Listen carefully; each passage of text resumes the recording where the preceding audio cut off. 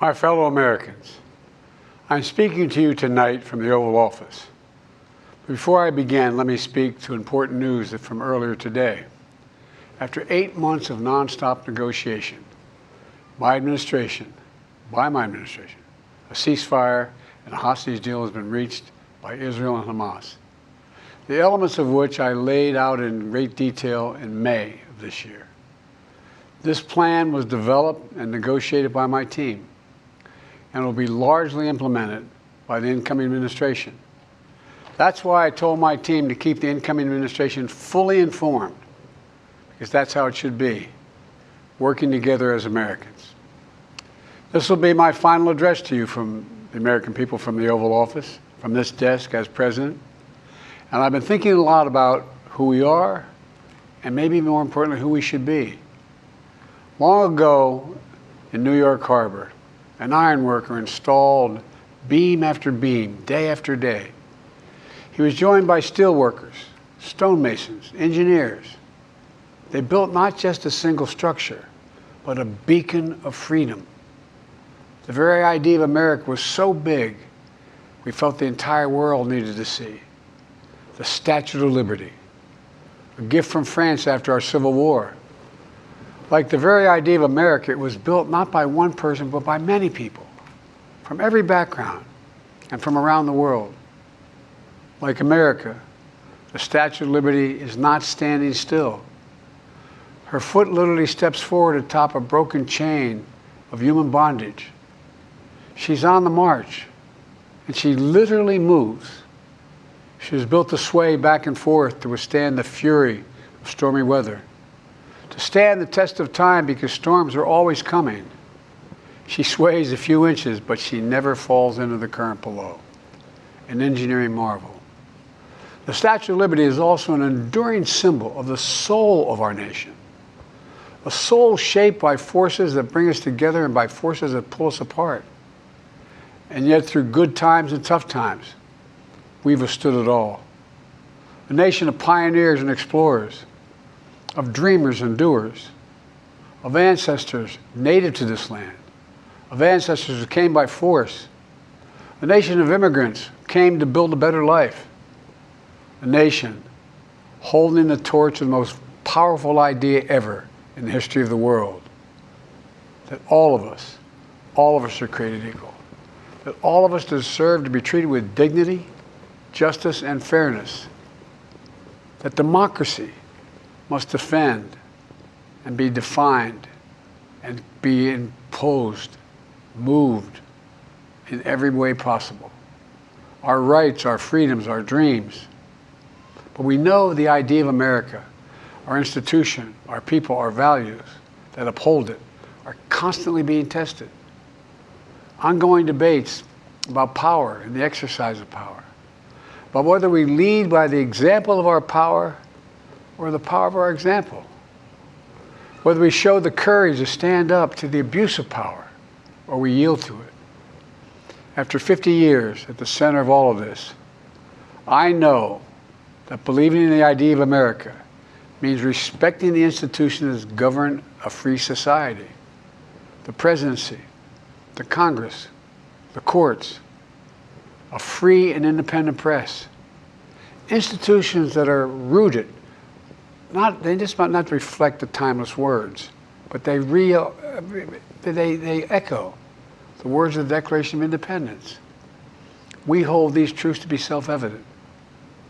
Rooted in the timeless words of the Constitution, we the people. Our system of separation of powers, checks and balances.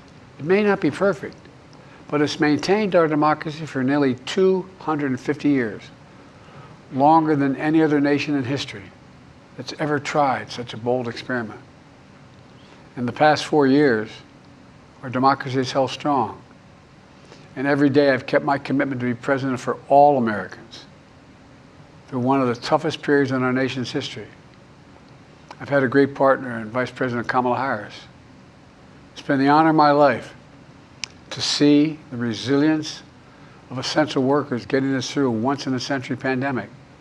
The heroism of service members and first responders keeping us safe. The determination of advocates standing up for our rights and our freedoms, instead of losing their jobs to an economic crisis that we inherited. Millions of Americans now have the dignity of work. Millions of entrepreneurs and companies creating new businesses and industries, hiring American workers, using American products. And together, we've launched a new era of American possibilities. One of the greatest modernizations of infrastructure in our entire history, from new roads, bridges, clean water, affordable high-speed internet for every American. We invented the semiconductor, smaller than the tip of my little finger, and now is bringing those chip factories and those jobs back to America where they belong, creating thousands of jobs. Finally, giving Medicare the power to negotiate lower prescription drug prices for millions of seniors. And finally, doing something to protect our children and our families by passing the most significant gun safety law in 30 years and bringing violent crime to a 50-year low, meeting our sacred obligation to over 1 million veterans so far who are exposed to toxic materials, and to their families, providing medical care and education benefits and more for their families. You know, it will take time to feel the full impact of all we've done together. But the seeds are planted, and they'll grow and they'll bloom for decades to come. At home, we've created nearly 17 million new jobs, more than any other single administration, a single term. More people have health care than ever before. And overseas, we've strengthened NATO. Ukraine is still free. And we pulled ahead of our competition with China. And so much more. I'm so proud of how much we've accomplished together for the American people. And I wish the incoming administration success, because I want America to succeed. That's why I've held my duty to ensure a peaceful and orderly transition of power, to ensure we lead by the power of our example. I have no doubt that America is in a position to continue to succeed. That's why my farewell address tonight, I want to warn the country of some things that give me great concern. This is a dangerous and that's the dangerous concentration of power in the hands of a very few ultra-wealthy people. And the dangerous consequences if their abuse of power is left unchecked. Today, an oligarchy is taking shape in America of extreme wealth, power, and influence that literally threatens our entire democracy, our basic rights and freedoms, and a fair shot for everyone to get ahead. We see the consequences all across America, and we've seen it before, more than a century ago. But the American people stood up to the robber barons back then and busted the trusts. They didn't punish the wealthy. They just made the wealthy play by the rules everybody else had to. Workers want rights to earn their fair share. You know, they were dealt into the deal, and it helped put us on a path to building the largest middle class, the most prosperous century any nation in the world has ever seen. And we've got to do that again. In the last 4 years, that is exactly what we've done. People should be able to make as much as they can, but play by the same rules, pay their fair share of taxes. So much is at stake.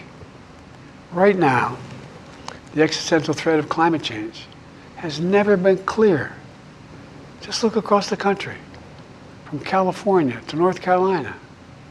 That's why I signed the most significant climate and clean energy law ever in the history of the world, and the rest of the world is trying to model it now. It's working, creating jobs and industries of the future. Now, we've proven we don't have to choose between protecting the environment and growing the economy. We're doing both. The powerful forces want to wield their unchecked influence to eliminate the steps we've taken to tackle the climate crisis, to serve their own interest for power and profit. We must not be bullied into sacrificing the future of our children and our grandchildren. We must keep pushing forward and push faster. There's no time to waste.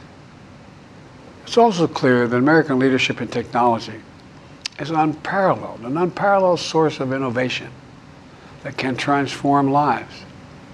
We see the same dangers of the concentration of technology, power, and wealth. You know, his farewell address, President Eisenhower spoke of the dangers of the military-industrial complex.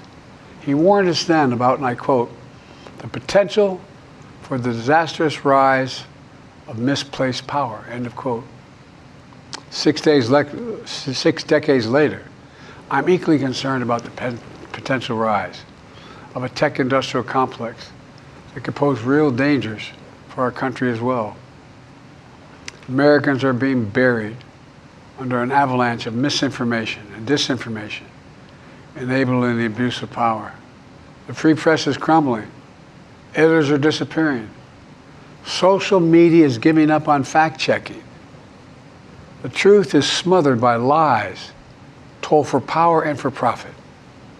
We must hold the social platforms accountable to protect our children, our families, and our very democracy from the abuse of power. Meanwhile, artificial intelligence is the most consequential technology of our time, perhaps of all time. Nothing offers more profound possibilities and risks for our economy and our security, our society, for humanity. Artificial intelligence even has the potential to help us answer my call to end cancer as we know it.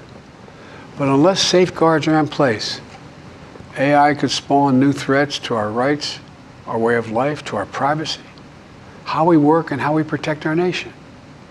We must make sure AI is safe and trustworthy and good for all humankind. In the age of AI, it's more important than ever that the people must govern. And as the land of liberty, America, not China, must lead the world in the development of AI. You know, in the years ahead, it's going to be up to the president, the presidency, the Congress, the courts, the free press, and the American people to confront these powerful forces. We must reform the tax code, not by giving the biggest tax cuts to billionaires, but by making them begin to pay their fair share. We need to get dark money. That's that hidden funding behind too many campaigns contributions. We need to get it out of our politics. We need to enact an 18-year time limit, time and term, for the strongest ethics reforms for our Supreme Court. We need to ban members of Congress from trading stock while they're in the Congress. We need to amend the Constitution to make clear that no president is immune from crimes that he or she commits while in office. The president's power is not limited. It's not absolute, and it shouldn't be. And in a democracy, there's another danger to the concentration of power and wealth. It erodes a sense of unity and common purpose. It causes distrust and division. Participating in our democracy becomes exhausting and even disillusioning. And people don't feel like they have a fair shot. We have to stay engaged in the process. I know it's frustrating. A fair shot is what makes America, America. Everyone's entitled to a fair shot, not a guarantee, but just a fair shot, an even playing field, going as far as your hard work and talent can take you. We can never lose that essential truth, remain who we are. I've always believed, and I've told other world leaders, America can be defined by one word: possibilities. Only in America do we believe anything is possible. Like a kid with a stutter from modest beginnings in Scranton, Pennsylvania, and Claremont, Delaware, sitting behind this desk in the Oval Office as President of the United States. That's the magic of America. It's all around us. Upstairs in the residence of the White House, I've walked by a painting of the Statue of Liberty I don't know how many times. In the painting, there's several workers climbing on the outstretched arm of the statue that holds the torch. It reminds me every day I pass it of the story and soul of our nation and the power of the American people. There's a story of a veteran. This is a veteran the son of an immigrant, whose job was to climb that torch and polish the amber panes so rays of light could reach out as far as possible. He was known as the keeper of the flame. He once said of the Statue of Liberty, quote, speaks a silent universal language, one of hope that anyone who seeks and speaks freedom can understand.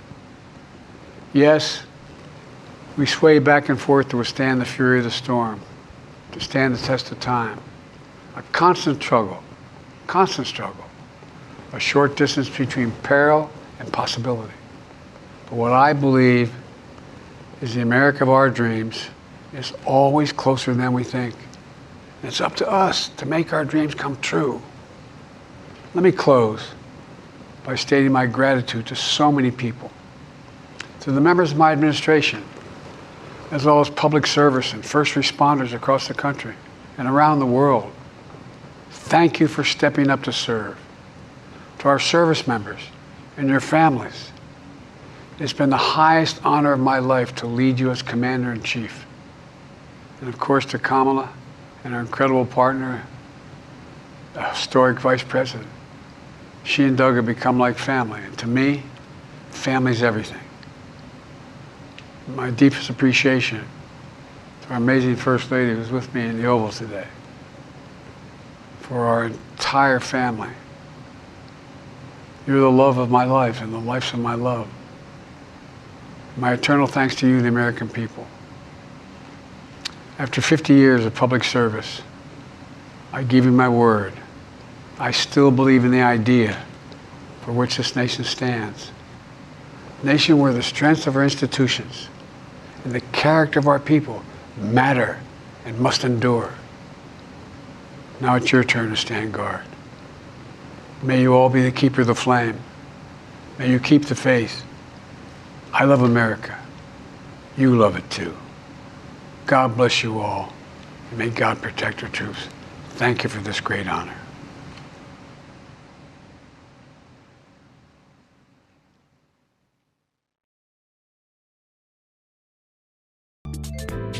偷偷告诉大家，我最近发现了新法宝 Royal Face 逆时奇迹系列，它有活肤露、全效精华，还有精华霜。尤其我皮肤比较偏干，所以我非常的注重保湿。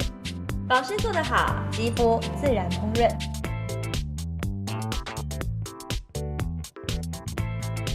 提亮肤色更年轻，抚平皱纹超有感，而且气色变好。用心保养，每天都更美一点。